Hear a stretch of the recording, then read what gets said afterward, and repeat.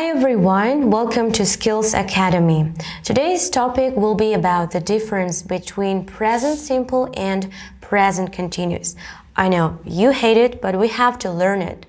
Барлықтарыңызға сәлем. Бүгін біз сіздермен ағылшын тілінде көп адам жек көретін, нота бермейтін тақырып present simple мен present continuous-тің айырмашылығы жайлы сөйлесетін боламыз.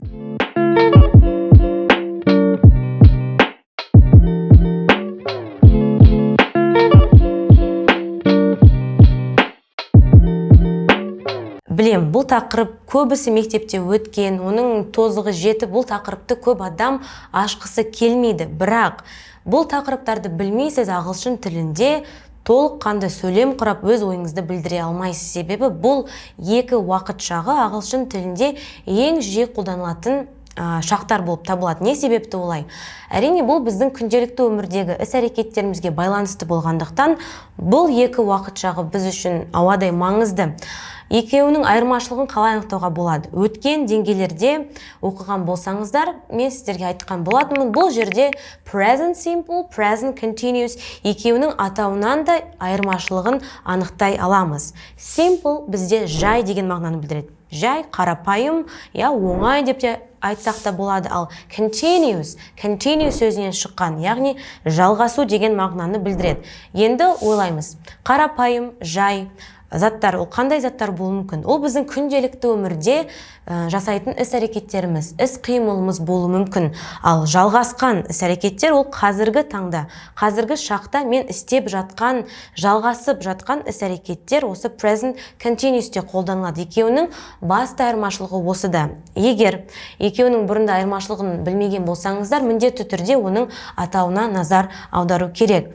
Енді, сіздер present simple мен present continuous-тің жасалу жолдарын білесіздер деп ойлаймын, бірақ қысқаша маңызды жерлерін тағы да бір айта кетейік, себебі көп адам ауызекі тілде бұлардың өзіне тән ерекшеліктерін ұмытып жатады. Мысалға, бұл жерде present continuous-те to be етістігі, present simple-де do, does көмекші етістіктері келеді. Сондықтан оларды білмеу, ол ағылшын тілінде сөздік қорыңыз қаншалықты жақсы болса да, сіз егер бұдан қате жіберетін болсаңыз, бұл сіздің деңгейіңізді бірден төмендетіп жібереді. Present simple қалай жасалады? Бұл бізде болымды сөйлемде өте оңай, етістік қалай бар, солай қолданамыз. Мысалға, I eat, you eat, we eat, they eat, бірақ he, she eat ағылшын тілінде ұмытпаймыз. Қашанда әйтеуір he, she eatке келгенде етістікке бірдеңе бола қалады. Яғни бұл жерде eat болмайды, he, she eat есімдіктермен міндетті түрде s жалғанады. Сондықтан егер ұлдың, қыздың немесе жаңағы жансыз заттың, жануардың атауын айтқыңыз келіп, оларға етістік тіркегіңіз келсе, міндетті түрде ойлау керек. Бұл жерде бірдеңе дұрыс емес, мен етістікке s жалғау керекпін. Осы моментті көп адам ұмытады, сондықтан есімізде сақтаймыз. Енді бізде болымсыз сөйлемде do көмекші етістік келеді, немесе үшінші жақта ол does болып өзгереді. Мысалға, I don't eat, you don't eat. Үшінші жақта әрине міндетті түрде s жалғаймыз. Бұл жерде do емес does болады. Does біз s қостық, сондықтан негізгі етістікке екінші рет s жалғамаймыз. She doesn't eat, he doesn't eat, it doesn't eat болады. Бұны бәріміз білеміз де болаймыз, бірақ әрине қайталаудың еш артықтығы жоқ. Сұраулы сөйлемде де do, does бірінші орынға ауысады. Do I eat, do I live, do they live? Ал үшінші жақта міндетті түрде s болады. Does she live? Does he eat? Does it eat болады. Яғни бұл жерде s міндетті түрде жүреді. Бұл бізде present simple. Енді present simple мен қандай уақыт үстеулері қолданылады? Бұл бізде күнделікті жасайтын іс-әрекеттер болғандықтан, әрдайым, әрқашан, күнде, жиі деген сияқты сөздер қолдануы керек. Ағылшын тілінде олар always, sometimes, usually, often, every day, every Tuesday, every Monday, every Friday. Яғни әр сейсенбі, әр жұма деген сияқты күнде болмаса да әр апта сайын, әр ай сайын, әр жыл сайын қайталанатын іс-әрекеттер present simple мен қолданамыз. Енді present continuous дегеніміз не? Оның қандай артықшылығы бар? Present continuous бізде to be етістігімен жүреді. To be етістігімен жүрген кезде міндетті түрде етістікке ing жалғаймыз. To be етістігі де қырсық етістіктердің біреуі, себебі ол үш түрлі болып өзгереді. Қалай? Мысалға, мен I am болады. He, she, it, is, you, we, they, are болып өзгереді. Яғни ұмытпаймыз, бұл жерде екеу емес, үшеу болып өзгереді to be етістігі. Одан кейін етістікке ing жалғаймыз. I am swimming, she is drinking, they are watching деген сияқты етістікке ing жалғау керек. Бұл жерде бірақ бір жақсы жері болымсыз және сұраулы сөйлемдерде ешқандай көмекші етістік қажет емес. Себебі to be етістігі қырсық болса да, бірақ өзіне өзі қызмет көрсететін тәуелсіз етістік. Сондықтан болымсыз сөйлемде тек қана not жалғаймыз, сұраулы сөйлемде бірінші орынға to be етістігін ауыстырамыз. Сонда қалай болады? I am not drinking, he isn't drinking, they aren't watching деп are, is, am to be етістігінен кейін not шылауын жалғап отырмыз. Сұраулы сөйлемде am, is, are бірінші орынға ауысады. Am I drinking? Is she, мысалға, is she swimming? Are they living? Деген сияқты бірінші орынға ауыстырамыз. Бұнымен сіздерге бәрі түсінікті деп ойлаймын.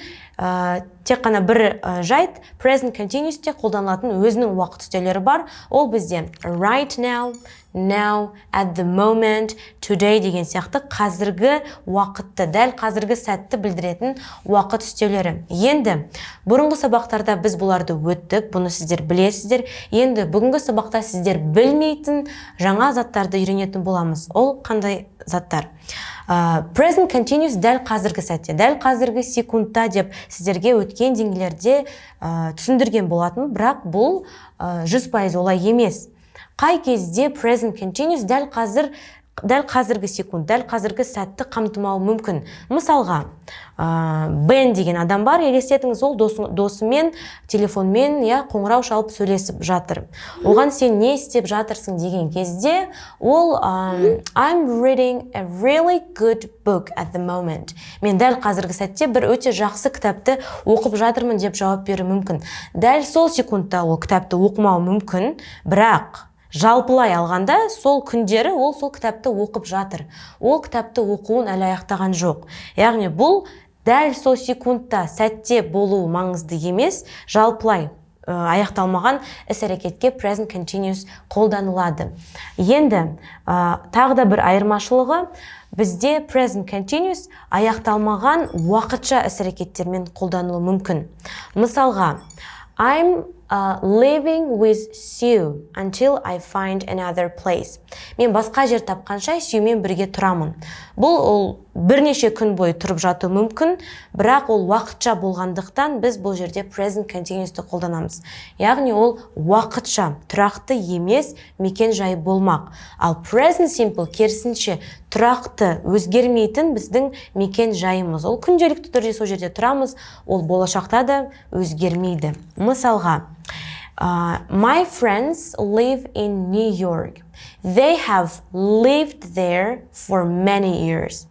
Менің достарым Нью-Йоркта тұрады, олар сол жерде өмір бойы, біраз жылдар бойы тұрып келе жатыр. Яғни олардың тұрақты мекен жайы бар, олар басқа жерге көшейін деп жатқан жоқ, күнделікті өмірде сол жерде тұрады. Және present simple мен present continuous'те I always do және I'm always doing деген екі түрлі сөйлеммен қолданылуы мүмкін. Бұл екі сөйлем екі түрлі мағына беруі мүмкін. Біріншісі, I always do бізде күнделікті жасайтын іс-әрекеттер. Мысалға, he always eats cereals for his breakfast. Ол өзінің таңғасына қашанда мысалға хлопья жейді. Бұл оның күнделікті жейтін асы.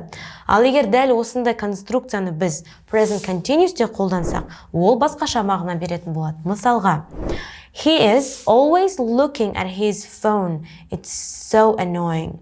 ол қашан да өзінің көзін телефоннан алмайды. Ол менің жыныма тиеді.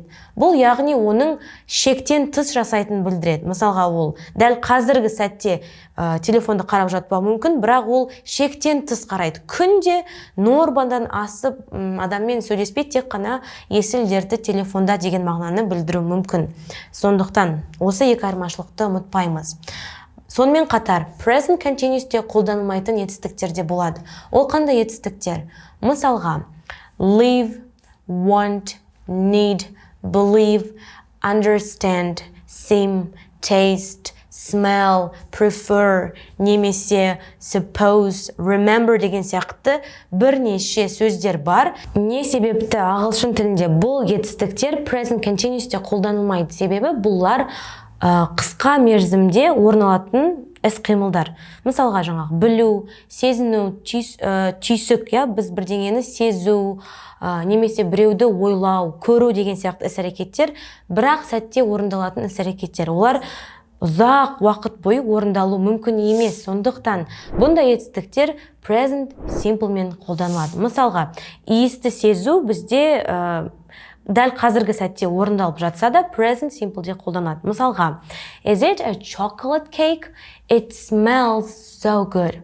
Бұл жаңағы шоколад бәліші ме, торты ма, оның иісі тамаша. Яғни сіз дәл қазіргі сәтте иіскеп жатасыз, бірақ оны present continuous емес, present simple де қолдану керекпіз. Present simple мен present continuous'та екеуінде де қолданылатын етістіктер бар. Think және see. Бір қарағанда ойлау және көру бізде ұзақ мерзімде орын алу мүмкін емес. Бірақ кейде олар present continuous'те қолданыла алады. Қай кезде? Егер олар ұзақ мерзімді процесті көрсетсе. Біріншісі ол think, ойлау деген мағынаны білдіреді. Бірақ егер ол ойлану деген процесті білдірсе, онда ол present continuous'те қолданыла алады. Мысалға, I think she is Chinese. Менің ойымша ол қытайлық. Бұл сіздің ойыңыз, өзіңіздің пікіріңізді білдірген кезде сіз present simple мен қолданып тұрсыз. Ал енді ойлану деген процесті білдіру үшін біз she is thinking about Mike. Ол Mike жайлы ойланып жатыр. Ойланып жатыр, ол ұзақ мерзімді процесс. Сондықтан she is thinking болады. Дәл солай see етістігі де. See бізде көру. Бірақ present continuous'те қолданған кезде ол мүлдем басқаша мағына беретін болады. Мысалға, do you see that pencil over there? Сен ана жақта жатқан қарындашты көріп тұрсың ба? Бұл жерде яғни тікелей көру деген мағынада қолданып тұрмыз. Ал енді Bella is seeing Jason деп айтсақ, Bella Jasonмен кездеседі, екеуі жүреді деген мағынада қолданып тұр. Яғни see деген етістік екі түрлі мағынада қолданып тұр. Present simple да басқаша, present continuous те басқаша мағына беріп тұр. Жалпы айтқанда present simple мен present continuous-тың басты айырмашылықтары осыда. Екеуінің айырмашылығын білу арқылы сіз күнделікті өмірдегі жасайтын іс-әрекеттерді, іс-қимылдарды еш қиындықсыз жеткізе аласыз, грамматикалық тұрғыда дұрыс айта алатын боласыз. Барлықтарыңызға, назарларыңызға көп рахмет. Thank you for your attention. See you next time, guys. Goodbye.